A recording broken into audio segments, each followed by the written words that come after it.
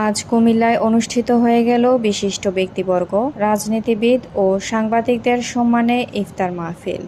কুমিল্লা জেলা প্রতিনিধি মোহাম্মদ উল্লাহর প্রতিবেদনে দেখুন বিস্তারিত।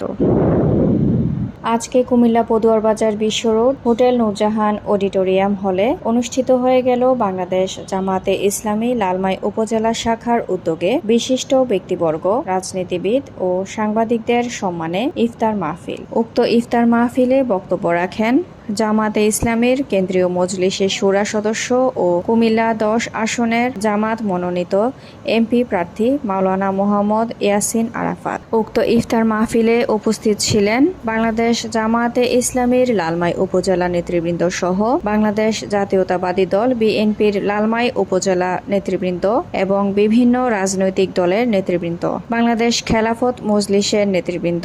আরও উপস্থিত ছিলেন লালমাই প্রেস ক্লাবের সভাপতি ডক্টর শাহজাহান মজুমদার সহ জেলা উপজেলা সাংবাদিকবৃন্দ।